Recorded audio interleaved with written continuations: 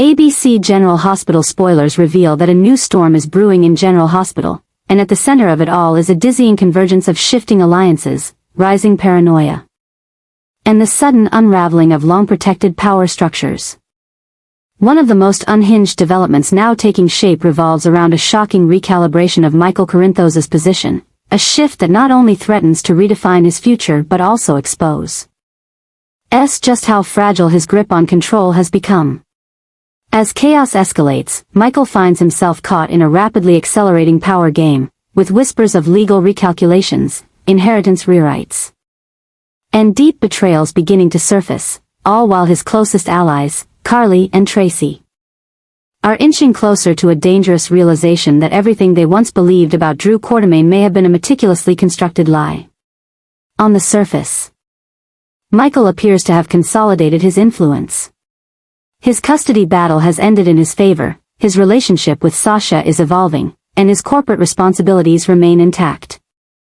But beneath that facade, something darker is fermenting, and it's about to burst into the open. The latest twist centers on key legal and financial documents involving the ELQ trust and various custody agreements that Drew may have quietly manipulated to favor his own ambitions. Not Michael's legacy. The implications are devastating. It means that Michael's assumed rights over Wiley, Amelia, and even elements of the Quartermaine inheritance could be under silent siege. The very foundation of his power is being chipped away, not by an enemy in the shadows, but by someone he once called family. Yet, as this ticking time bomb nears detonation, Carly Spencer remains disturbingly aware of what others refuse to see. Her instincts, honed by years of surviving in a town fueled by betrayal, have begun to flare with increasing urgency. She senses that Drew's influence is not just toxic, it's corrosive. There's something unspoken in the way he watches Willow. Something unnerving in how he sidesteps accountability. Something manipulative in the way he's intertwined himself into decisions affecting not just Willow, but Michael, and the Quartermaines at large. Carly's suspicion has morphed into obsession. And she's no longer willing to stay silent. Not when she knows how men like Drew operate. Not when she can see that Michael is being blindsided in slow motion by a man playing a long and dangerous game. Tracy Quartermaine, meanwhile, has reached her own breaking point. For decades she has guarded the Quartermaine legacy with ruthless precision, and now she sees Drew not as a partner or a fellow heir, but as a threat, an infiltrator. Someone using his family name to gain access to power he never truly earned. And in a move no one could have anticipated. Tracy and Carly, two women with a history as bitter as war, have begun coordinating behind closed doors. Their union isn't born of trust, but necessity. Together, they represent a force capable of dismantling Drew's influence from both the Corinthos and Quartermaine ends. This new coordination between them is not just an alliance. It's an adjustment in the balance of power, and one that proves a much larger recalibration is already underway. This is no longer about personal grievances. It's about legacy. About protection. About reclaiming what is being quietly taken by a man whose charm masks increasingly erratic and self-serving behavior. And while Drew may believe he's ahead of the game, what he doesn't see is that the walls are closing in. Because every action he takes now, every whisper in Willow's ear, every document altered, every moment of manipulation cloaked as care, is being tracked, documented, and prepared for exposure. The truth is simple, and yet devastating. Michael is in danger of losing more than anyone realizes. Carly knows it. Tracy knows it. And now, they're no longer waiting to see how far Drew will go. They're preparing to strike first. Because in Port Charles, the most dangerous shift isn't in power, it's in perspective. And Carly and Tracy's awakening may be the most unpredictable reckoning yet. Something terrifying is happening in Port Charles, not with a bang, but with a cold, calculated unraveling. And it begins not with Drew Quartermaine himself, but with the women who once stood quietly by, watching, waiting, measuring every move he made with increasing suspicion. Carly Spencer and Tracy Quartermaine are no longer standing on the sidelines. What once simmered as doubt has boiled into fury, and that fury has now transformed into a mission: destroy Drew. Not just embarrass him. Not simply exile him. No, erase him. Professionally. Socially. Personally. This is not a disagreement. It is a reckoning. And as the temperature rises, as whispers become war cries, and hidden strategies are unleashed like sharpened daggers in the dark, it's becoming clearer than ever that Drew's carefully constructed world is nearing its violent, inevitable collapse. The alliance itself is unthinkable. Carly and Tracy, two matriarchs whose decades of animosity have birthed more feuds than friendships, are now aligned in purpose. That alone should have sent a warning through the halls of ELQ and the corridors of the Quartermain estate. But Drew was too confident. Too distracted by his obsession with controlling Willow. Shaping public narratives, and leveraging media and legal optics to rebuild his shattered image. He failed to notice the moment when Carly's suspicion turned into certainty. He ignored the shift in Tracy's posture when she no longer saw him as family but as a threat to the Quartermain legacy. And now, as the tide turns, both women are moving with purpose, coordination. And something far more dangerous, moral clarity. They've seen enough. Carly. After witnessing Drew manipulate Wiley's perception of Michael, implying his father had abandoned him emotionally for a replacement child, can no longer stomach his presence.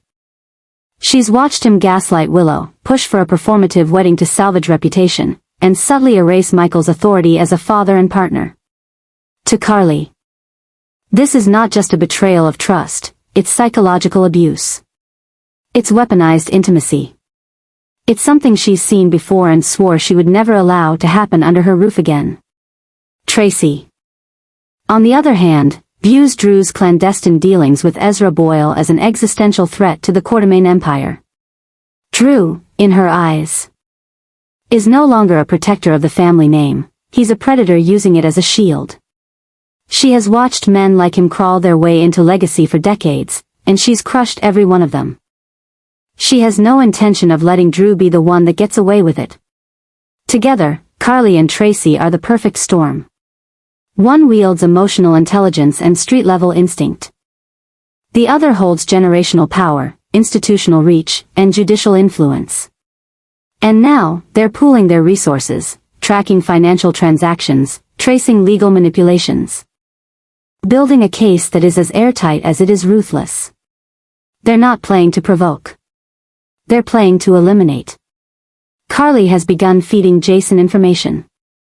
Tracy has begun lobbying judges and trustees. Even minor allies, Martin Gray, Diane Miller, and Olivia, are beginning to sense the shift. Something bigger is coming.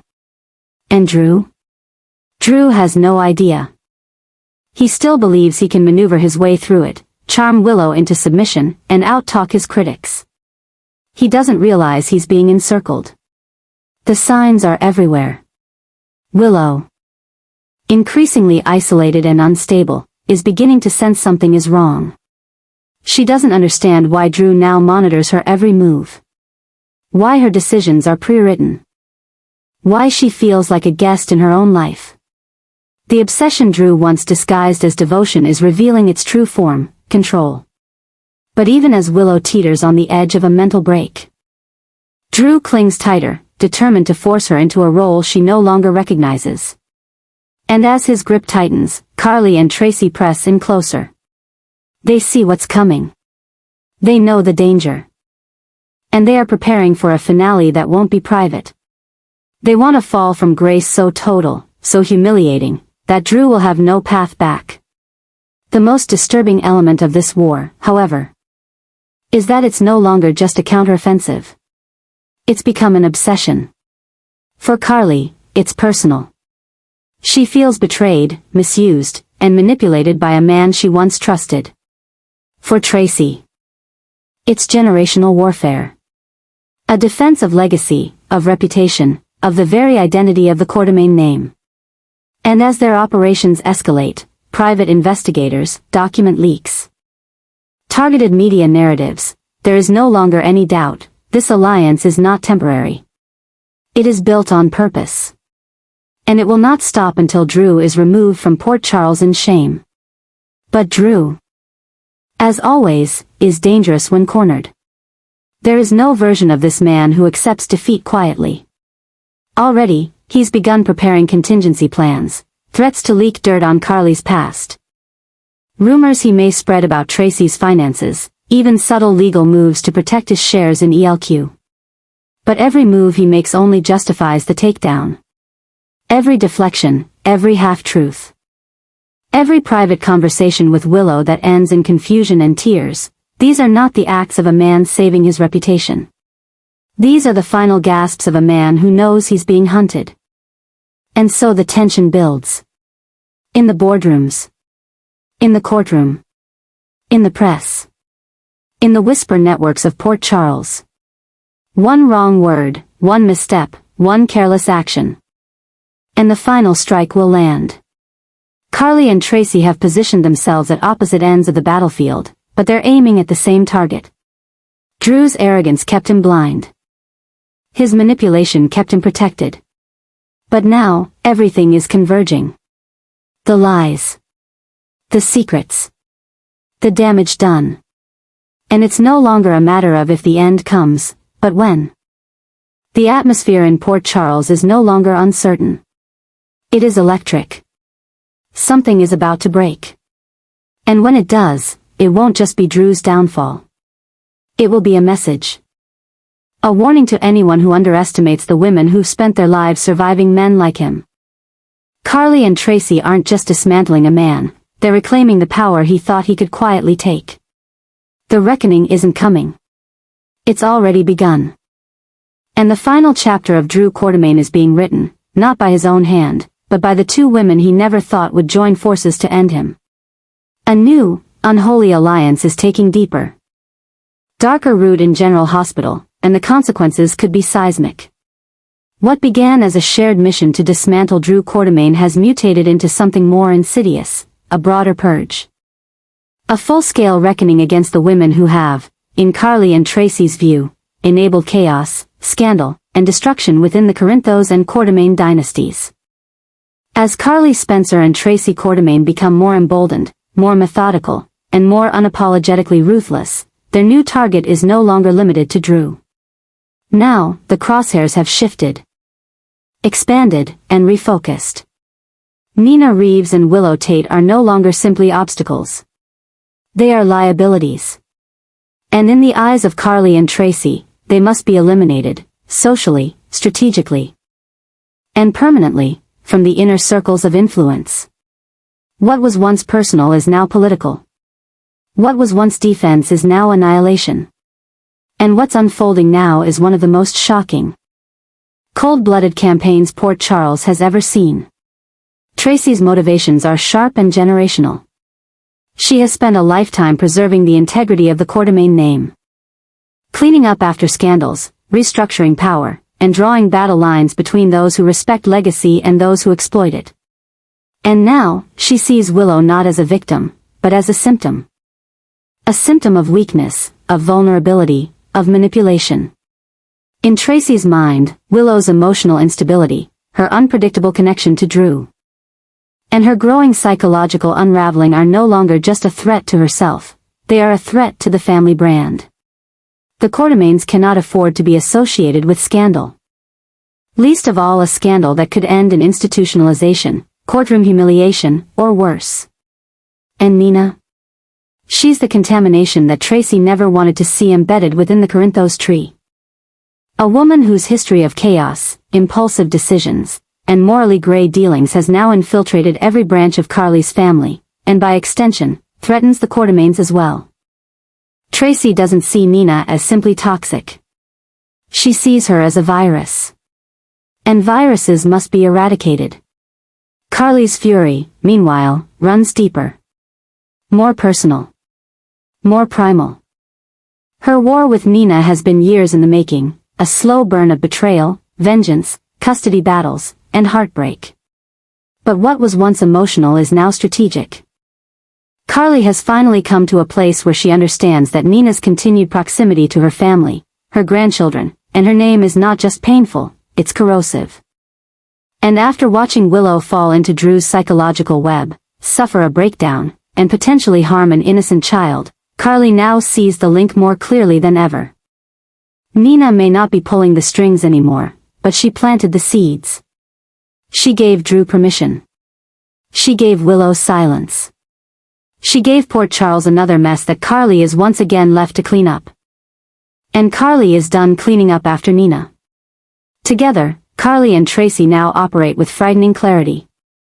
Their meetings have become more frequent, more focused, more surgical. They're no longer just discussing how to remove Drew, they're mapping out the complete reset of influence, from ELQ to the Corinthos family structure. And that reset includes removing Nina and Willow from all meaningful proximity to power. They want Nina gone from Crimson. They want Willow removed from any legal or maternal influence over Wiley and Amelia. They want restraining orders, court filings, media leaks, psychiatric evaluations. Whatever it takes. They want to sterilize the name Corinthos and Quartermain from the taint of emotional chaos and moral weakness. They want order. Control. Domination. And they are prepared to weaponize everything at their disposal: Jason's influence, Sonny's protective instincts, Diane's legal precision, Martin Gray's loose loyalty. And the town's growing whispers of Willow's instability. This is not simply a vendetta. This is a cleansing. And the most terrifying part? It's working. Nina is already unraveling. Her relationship with Sonny is tenuous at best, and every time she steps into a room with Carly or Tracy, she can feel the walls closing in. Invitations are rescinded. Editors begin questioning her choices. Donors back away from her causes. Her social capital is evaporating before her eyes, and she doesn't even know where the leak began. But it's not a leak, it's a flood. Carly has tapped into the very public narrative Nina spent years rebuilding, and she's weaponized it with surgical precision. Meanwhile, Tracy has already begun redirecting influence within ELQ. Quiet votes are turning. Willow's name is no longer whispered with sympathy, but with caution. With concern. With fear. Whispers of her mental health. Her kidnapping of Daisy. Her fractured relationship with Michael. Her dependency on Drew. And worse, rumors that what she's suffering from may be irreversible. That what she's becoming might be beyond redemption. The town no longer sees Willow as a hero. They see her as a warning. And this, for Carly and Tracy, is the goal. What is unfolding is not just personal revenge, it is institutional erasure. A recalibration of who holds power, who commands trust, and who is allowed to remain in the room when decisions are made. Nina and Willow, in Carly and Tracy's cold, calculated eyes, are no longer people, they are errors. And those errors must be corrected. Quietly. Ruthlessly. Completely. The question is no longer if they will succeed. The question is what will be left when they do. Because in a town as volatile as Port Charles, no act of destruction goes unanswered. And while Carly and Tracy may be in control now, they may have forgotten one rule: when you burn witches, the smoke never stays in your lungs. It drifts. It spreads. And it eventually returns to the ones who lit the fire. In the ever-shifting terrain of Port Charles, where power has always been fluid and loyalty a currency more volatile than cash, a new hierarchy is being forged, one that no longer centers around the traditional pillars of Corinthos violence or Quartermain money alone, but now thrives on precision, vengeance, and surgical manipulation. At the heart of this recalibrated order are two women whose influence, once compartmentalized and limited by personal feud and generational disdain, is now converging into something far more dangerous. Carly Spencer and Tracy Quartermain, after decades of opposition, are rising, together, as the most powerful women in Port Charles. Their union is not based on love, trust, or forgiveness. It is based on strategy. On need. On the shared understanding that survival in this town has never been about sentiment, it has always been about dominance. And now, dominance is theirs. This is not a temporary alliance. This is a structural realignment of power. It began with Drew. But Drew was never the final target, he was the proving ground. When Carly and Tracy first joined forces to expose Drew's manipulation, it was seen as a momentary truce, a merging of necessity to protect Michael, ELQ, and the fragile reputations teetering on the brink of collapse. But what has emerged from that calculated war is a realization: together, Carly and Tracy are not just more effective, they are untouchable. Each woman brings something the other lacks. Tracy, with her institutional reach, her mastery of boardroom politics, and her legacy entitlements, controls the bones of Port Charles. Carly, with her street instincts, her social agility, her ties to Sonny, Jason, and the entire underworld ecosystem, controls its blood. Together, they are the spine of the town, immovable, unchallenged, and increasingly feared. But with this ascent comes transformation. The adjustment that is now taking place across every corridor of influence, from the Metro Court to the Q Estate, from the courthouse to the police department, is not subtle. It's sharp, ruthless, strategic. Carly and Tracy have begun redistributing power like seasoned political operatives. Weak links are being cut. Allies are being vetted. Silent loyalty is being demanded. Nina has been frozen out of social circles she once dominated. Willow's credibility is evaporating under the weight of whispers and rumors, none of which are directly traceable back to Carly or Tracy, yet all of which bear their fingerprints. Even Sonny, the town's long-standing pillar of force, is beginning to look like an outsider in a game he no longer controls. Because while he plays chess with territory and loyalty, Carly and Tracy are redefining the entire board. This is the change no one saw coming. Port Charles has always been a town ruled by men, Sonny with his fists, Victor with his threats, Drew with his polish, and even Michael with his quiet corporate force. But now, the axis is shifting. And as the power reconfigures, what is emerging is not a vacuum, it is a new center of gravity. Carly and Tracy, two women once defined by the men around them, are now defining the rules for everyone else. Their names are being whispered not in fear of scandal, but in awe of efficiency. No one moves without considering how it might play to Carly. No business deal proceeds without clearing Tracy's line of sight. And this balance of influence, so delicately weighted, is beginning to change the very way decisions are made across the entire town. What makes this evolution even more shocking is how quiet it is. Carly and Tracy are not storming into rooms demanding respect. They are reorganizing them from within. They are building alliances not with overt declarations, but through favors called in. Secrets kept, debts remembered. What they're constructing is not just temporary leverage. It's infrastructure. It's systemic control. The kind of power that outlasts headlines, trials, and rivalries. And yet, beneath all this momentum lies one unavoidable truth: power never shifts without consequence. Carly and Tracy's rise is already sending shockwaves across families, marriages, and long-standing alliances. Sasha has pulled back from Carly. Michael is beginning to question how far his mother is willing to go. Jason, loyal to Carly but bound by a moral code she no longer recognizes, is watching with growing unease. Even Brooke Lynn is wary of how Tracy's decisions could splinter the Quartermain legacy from within. The new order is ascending, but it is also isolating. Because when two women consolidate this much influence in a town built on secrets, resentment becomes the byproduct of control. And yet, despite these undercurrents of instability, one fact remains undeniable: Carly and Tracy are no longer just survivors of Port Charles, they are its architects. They are shaping the narrative, realigning the families, deciding who gets a second chance and who doesn't. They are the new gatekeepers of legacy and consequence.